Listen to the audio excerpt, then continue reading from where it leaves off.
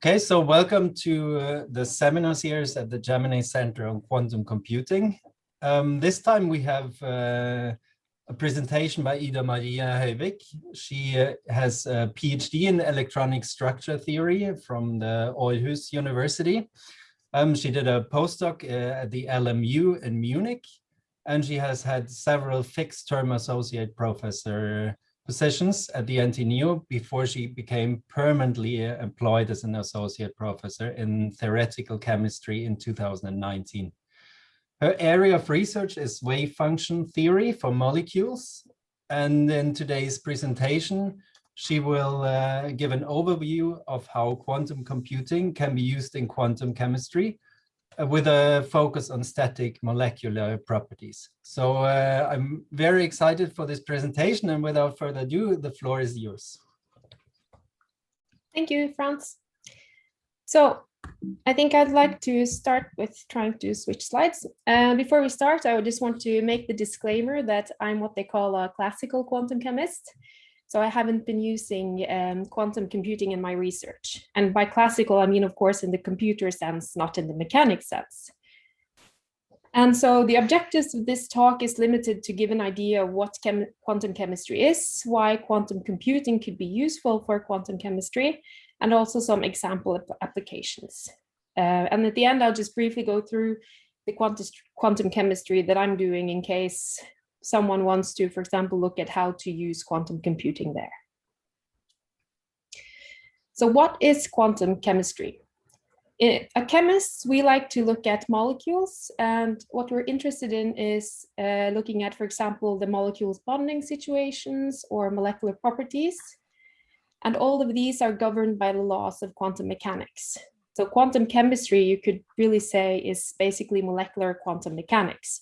So we apply quantum mechanics to molecules, and since molecules are behave the way they are, it requires some different approaches than what they usually do in physics when they do quantum mechanics. So the purpose of quantum chemistry is, of course, to obtain a fundamental understanding of chemical processes. So trying to understand how things work at the quantum mechanical level gives us an insight that can be difficult to achieve from experimental points of view. And by doing so, we can also push frontiers of experiments by trying to describe things that they yet cannot describe doing experiments. And another important point is, of course, to help understand experiments. As experiments are getting more elaborate, they sometimes need theoretical insights to interpret, for example, spectra, structure determination, and things like this. But then there's, of course, also the replace experiments. Sometimes it could be useful to determine and test things adequately without resorting to lab work.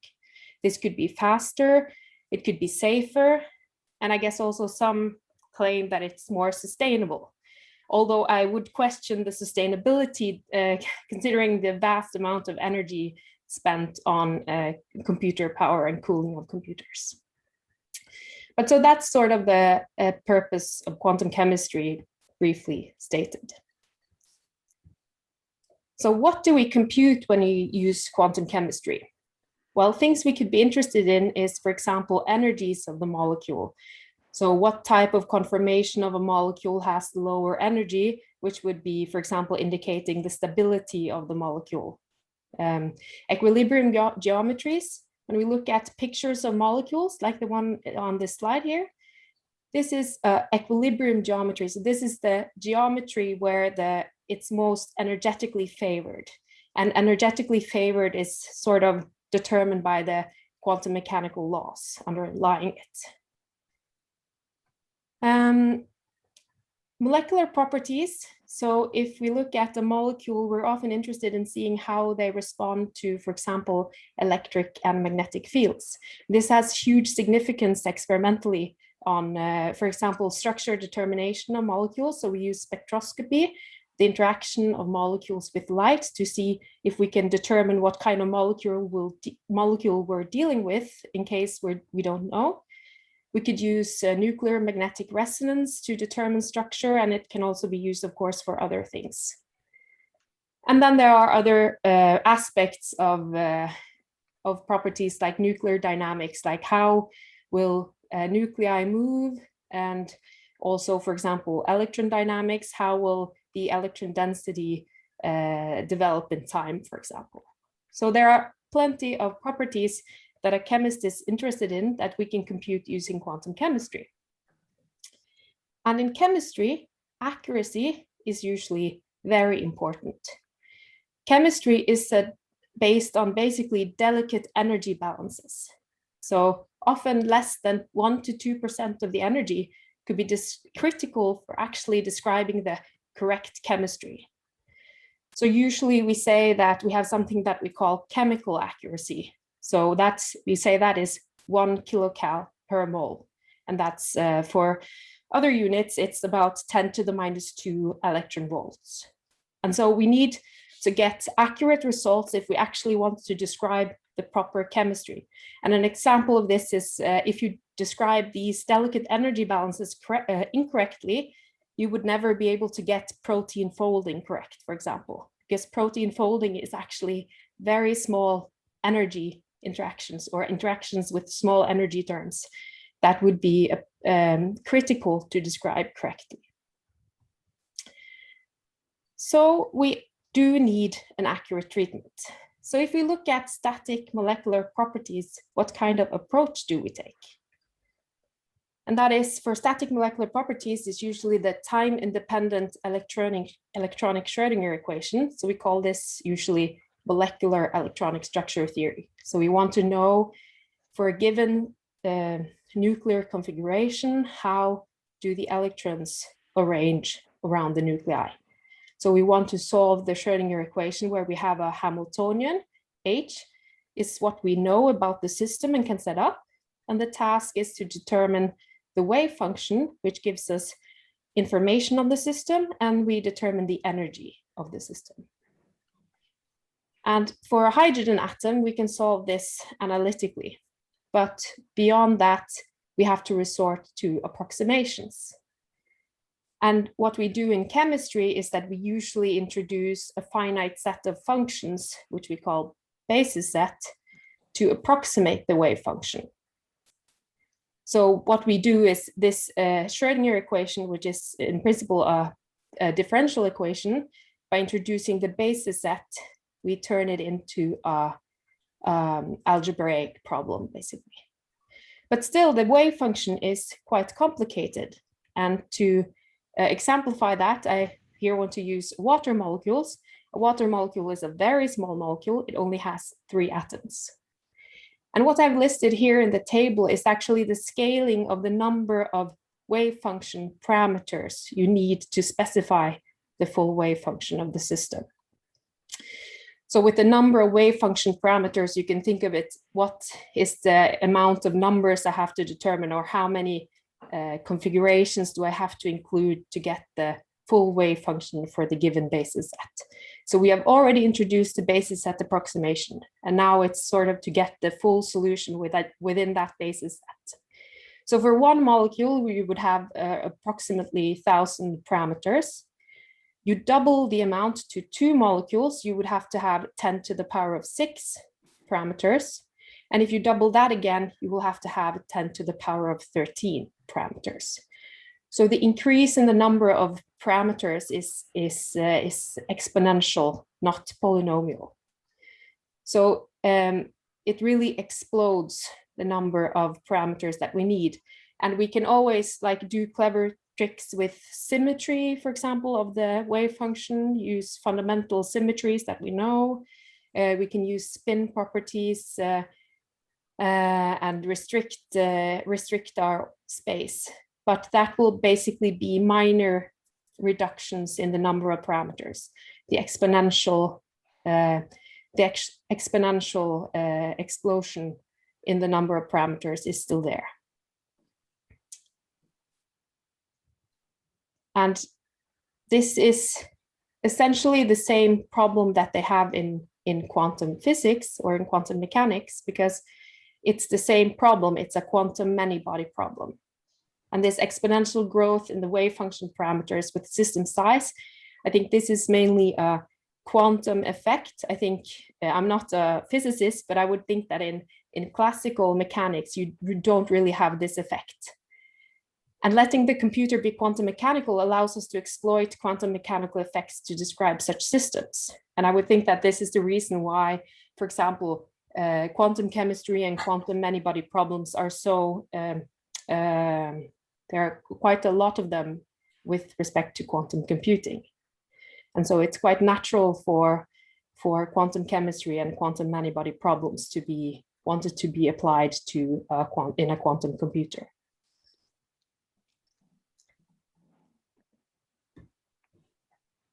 So I just want to briefly go through some kind of early use of quantum algorithms in quantum chemistry, because they popped up quite early, late 90s and also in the early 2000s. So one of them is actually calculating thermal rate constants for a system, and they use a quantum propagation algorithm to set up equations that show that you can actually do this with the polynomial scaling on a quantum computer rather than the exponential scaling you would have on a classical computer. And also for the computation of molecular energies, there have been several papers showing that you can do this with a scaling that is much more favorable when you use a quantum computer. But the problem is that the practical implementation of these algorithms is far away, at least according to the literature I've been reading, because they require these scalable error-corrected quantum computers. So although there's quite a lot of development of quantum algorithms for future computers, I think that this has also spiked interest in developing algorithms for quantum chemistry that can actually be used on computers that exist today. And those applications are usually dominated by these hybrid approaches, where they use these noisy intermediate scale quantum devices. And the hybrid approach is based on then offloading parts of the work from the classical to the quantum computer. So a notable example is what they call the variational quantum eigensolver algorithm. In quantum chemistry, and I would also assume in quantum mechanics, there's a lot of problems where you do a variational solution. So you're basically trying to iterate and try to find the parameters that gives you the best solution. So for example, minimizing energy with respect to the parameters. And for these variation or for this hybrid approaches, it seems like most like preparing wave functions from parameters and energy estimates are done on quantum devices.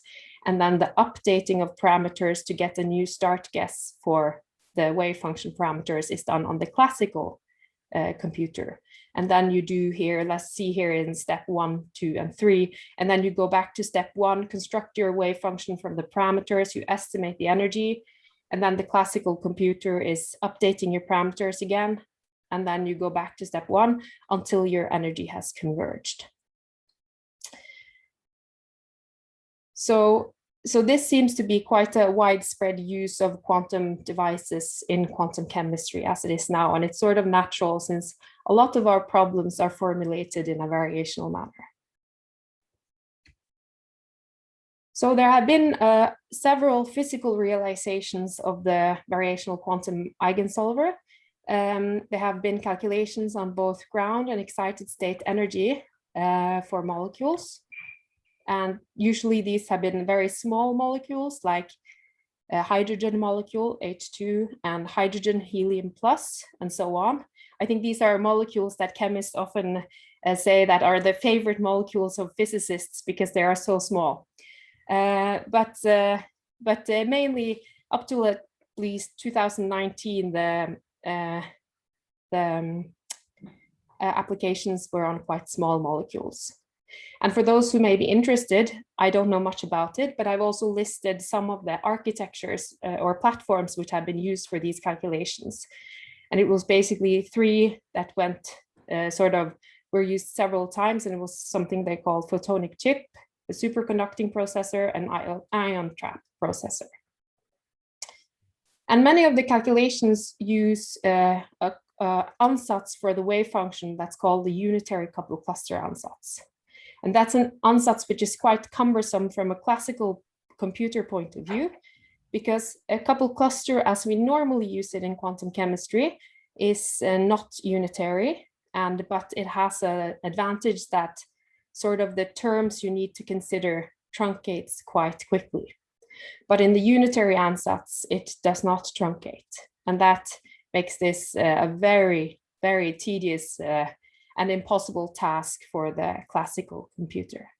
But using the quantum computers, this has sort of become a quite popular ansatz for describing the wave function. But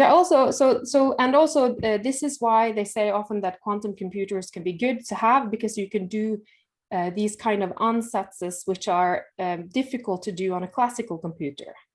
But there is a notable exception where they use a quite standard, easy to do parameterization of the wave function. And that is this Google IA Quantums calculation. The Google AI team did a Hartree-Fock calculation. And Hartree-Fock we can usually do with no problems on a classical computer, because you don't get the same problems as you do, for example, with the UCC, with this exponential increase and so on. But I think that this Google AI's application is nevertheless quite interesting, because they've been doing quite large systems, large in a quantum computer sense, not the quantum chemistry sense, but still. So they set up what's called a Hartree-Fock wave function, which is a mean field, very simple type of wave function, which is usually not accurate enough for what we want to do in chemistry. And they set it up through an exponential unitary parameterization rather than a matrix diagonalization as is often used. And then they use this variational quantum eigensolver to determine parameters. And they use the results here to calculate binding curves for various linear hydrogen chains. And I've just tried to illustrate what they mean with a linear hydrogen chain, since there's a lot of non-chemists here. And they also calculated two reaction paths for the isomerization of diazine. So diazine is this molecule you see here. The two nitrogens are the blue, and then there are two white hydrogens. And that's actually the isomerization is looking at this rotation from what we call the cis conformer, where they're both up, to the trans conformer. And they looked at it from the rotation point of view and from the sort of flipping in plane point of view. So that's the two paths they've been looking at. And that sort of brings me to why I, as a quantum chemist, found this very interesting, is because the error in energy estimates is actually small enough to get they can get the delicate energy balances between what's the energy barrier for doing the in-plane flipping versus doing the rotation. And the true gap for the two transition states in Hartree-Fock theory was well reproduced. I mean, Hartree-Fock gives the wrong answer to begin with, but I think it's quite impressive that the quantum computer, with all its sort of faults of these noisy intermediate devices, that they could actually reproduce this exact gap. And what they did was, to get down the error, was actually they used physical requirements on the wave function for error mitigation. So when we set up a Hartree-Fock wave function, usually with the exponential unitary parameterization that they used, the number of electrons is always conserved, and the state will always be a Hartree-Fock state on a classical computer. But on the quantum computer, given the errors introduced, this is no longer correct. So what they did there was actually post-selection on the results to enforce that the state had the correct number of electrons.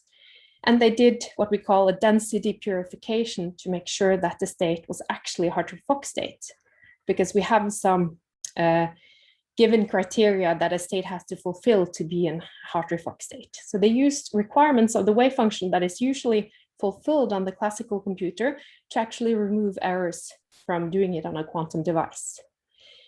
And they also say, in effect, the variational relaxation mitigated coherent errors that arose in the implementation of physical gates. I am not entirely sure what they mean by this, since I'm not, I don't know so much about the physical implementation on quantum computers, but perhaps some of you know that.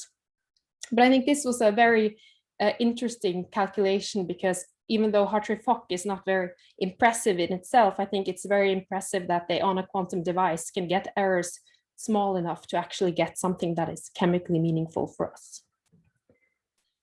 So in essence, the use of quantum computing in quantum chemistry is quite an active research area, both with respect to algorithms that can be implemented on actual existing quantum computers, and also the algorithms for future quantum computers. And I think it's this ability to relieve the construction of accurate wave function that is very appealing to us, because we want chemical accuracy, and that sort of requires that we do very complicated and complex wave functions. So with that, I just want to sort of briefly go through the quantum chemistry that I'm doing, and I'm doing molecular electronic structure theory.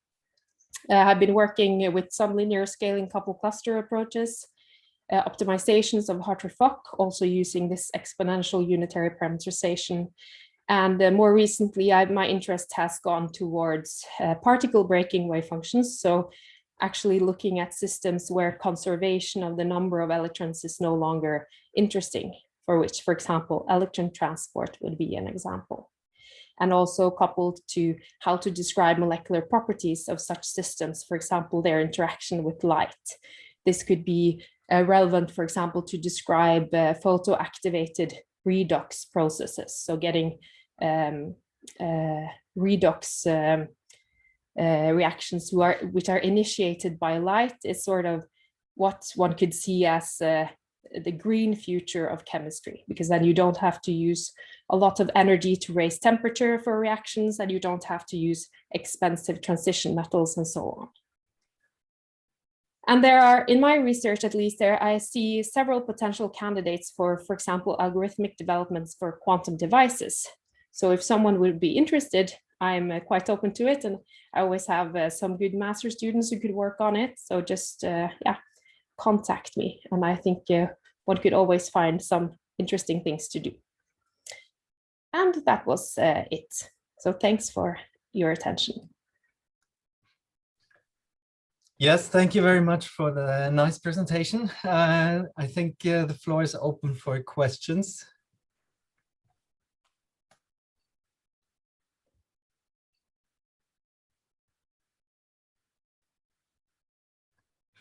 I would suspect that some of the physicists or chemists have some questions.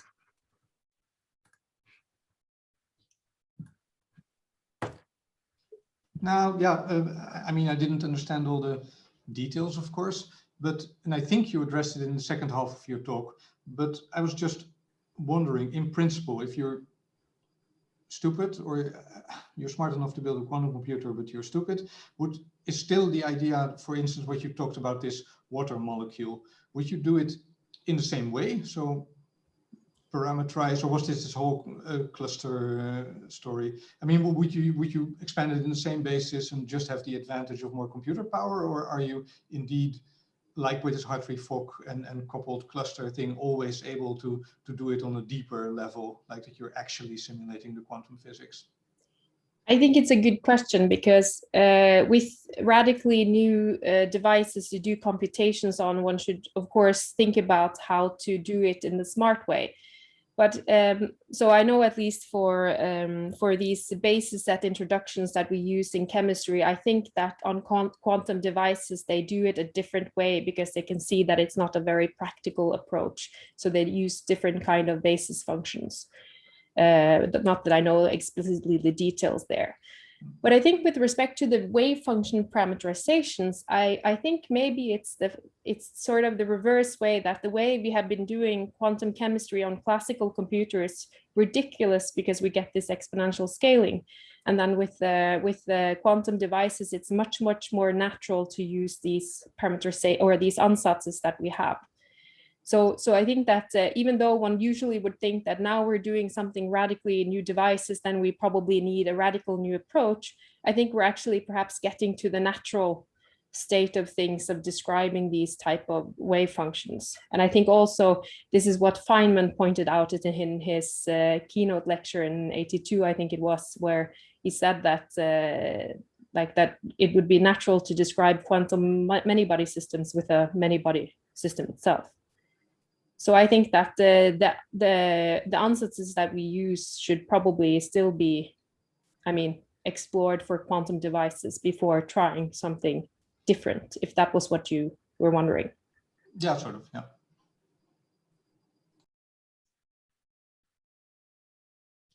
Yes, are there any more questions? Well, yes, I'm not sure I understood fully what you answered, because I mean, you have this number that you tell for a water molecule, like 10 to the third, no, yeah, 10 to the third for one single molecule. This is the number of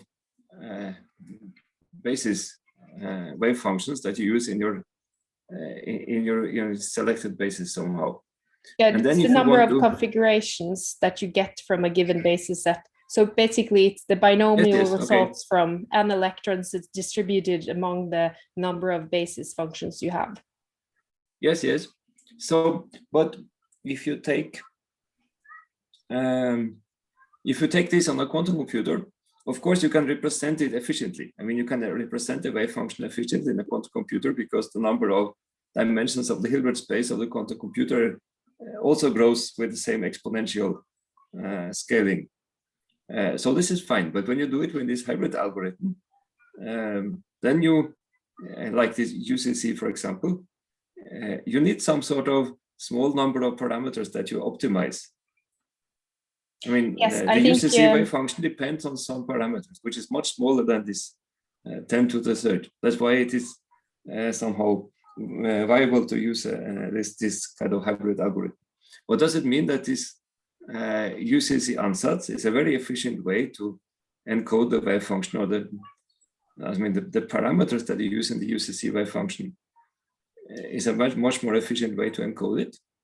No, as I see it, I mean, from a quantum chemist perspective, then the UCC, what makes that sort of, I've never worked with UCC, I only work with couple cluster, but the problem with the couple cluster is that, for example, that it's not variational, and the parameterization of the wave function is not unitary. So you have sort of problems coming in that is alleviated when you do the unitary ansatz. And yeah, I understand, but you could still try to do the couple cluster on a quantum computer. It would maybe be less good, but you would have the same scaling questions. I mean, whether it, yeah. So the scaling is the same, because the scaling in quantum mechanics, I mean, for these many-body problems are in essence exponential, right? But that's the point of the quantum device being useful for it, is because then the qubits themselves, I mean, you will have for n qubits, you will have the same type of scaling in the number of states you have in your linear combination of the entangled state. Yes, so, yes, that's what I also understand. But so I mean, whether it's the couple cluster ansatz or if it's something else, I mean, if the point here is that it's much more convenient, it's much more natural, at least from my viewpoint, that you express the idea of expressing something quantum mechanical with something quantum mechanical. And for looking at the dynamics of it, I think that you cannot sample the full Hilbert space. But what you can do is you can sample enough of it to get what you actually physically need in physics and chemistry, because mathematically it would be impossible to for a quantum computer to sort of to get out to the full Hilbert space of the system, but it's not needed either, I think, as far as I've understood, to solve chemical and physical problems. You get the time. I think I understand, but so if you could do the full calculation, fully quantum mechanical, so you had a quantum computer that was sufficiently powerful that you could, implement the whole calculation in the quantum computer, I understand it. This was kind of the idea of Feynman, and in physics we always refer to Seth Lloyd in 1997 or something, where he proposed an algorithm to simulate a quantum, or he made more detailed Feynman's proposal. But then there came this hybrid algorithms, this variational quantum eigensolver, for example. And then you don't do all the calculation in the quantum computer. You do part of it in the quantum computer, calculating the expectation value of some operator, but you still have a small set of parameters, which are the parameters in the coupled cluster or unitary coupled cluster ansatz, which is what you optimize. Yes. And this you have to store in the yes. Now I see. Yeah, I see.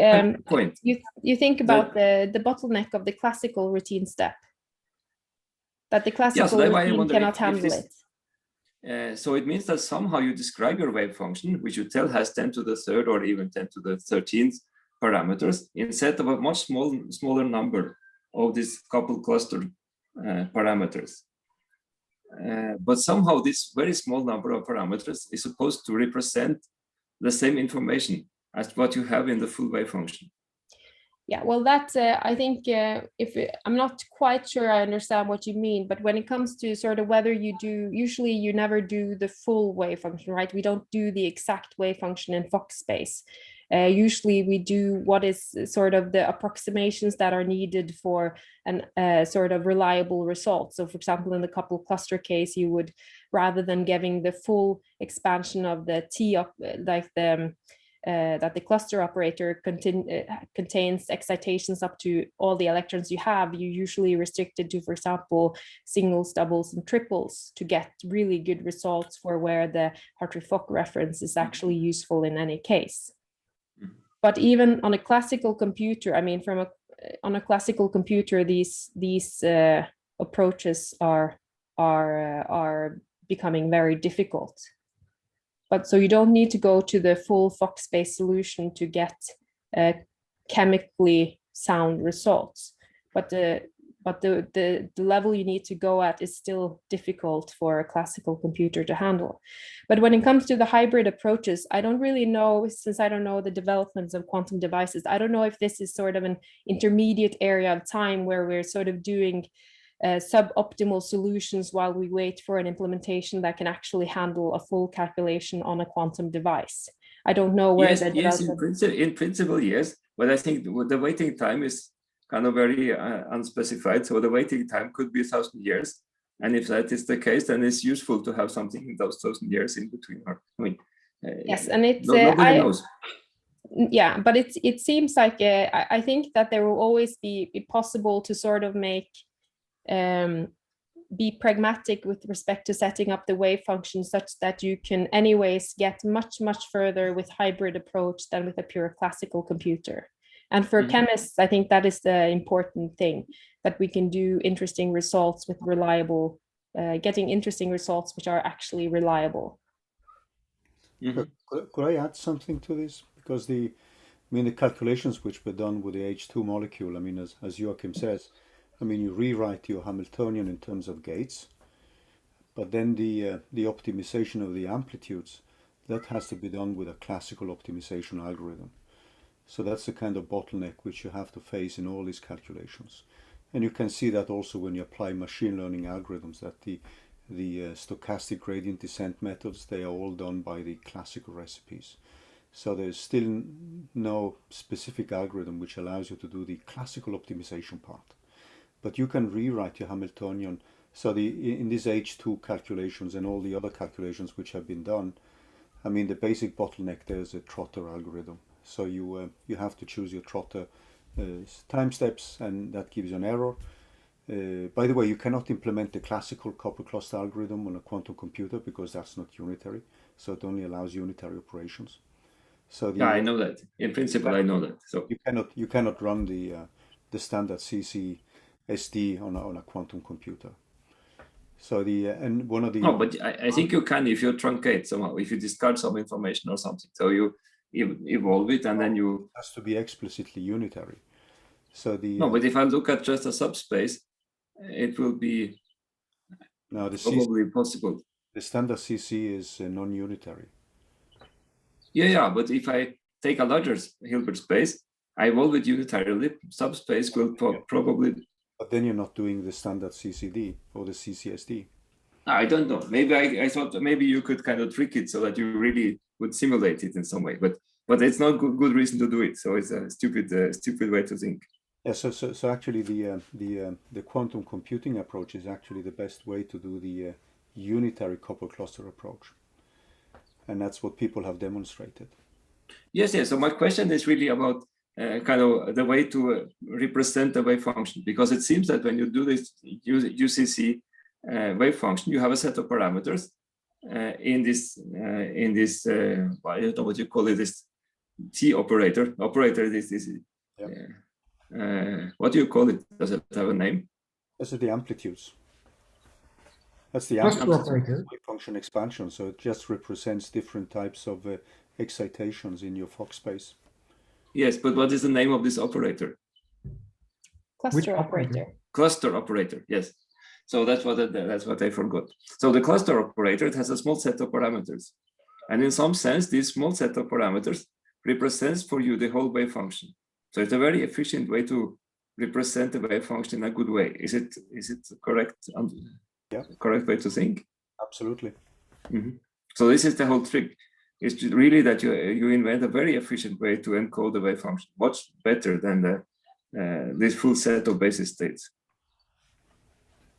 Mm-hmm. Yeah, but I mean, full couple cluster is equivalent to full configuration interaction. Yes, full. Yeah, so it's in the truncated. Yes, it's the truncated version that is and advantageous. still have a very good approximation. But I understand that you cannot, with the UCC, do the calculation of the you have to calculate some matrix element,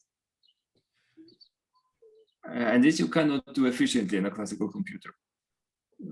So that's why you need a quantum computer to calculate. No, you would store the matrix elements and the amplitudes. They need to be, so the way it's done till now is that just has been stored classically. Mm-hmm. So you would just have a table with these elements, or if you can yes. these elements on the fly, but these would still have to be calculated, and you would need a classical algorithm for calculating them. So the thing you would do is to rewrite your Hamiltonian in terms of different gates, and then you have a setup for that. But the input would always be something from a table where you have matrix elements for the one body operators, the two body, the three body, and so on operators.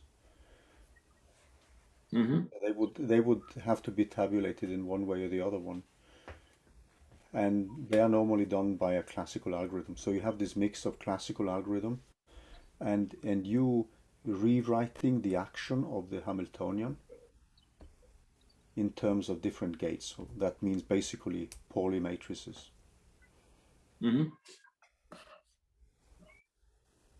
Okay. Okay, so thank you. I think we might have time for one more question if it's quick. If not, then we just conclude, and thank you very much for this nice presentation one more time.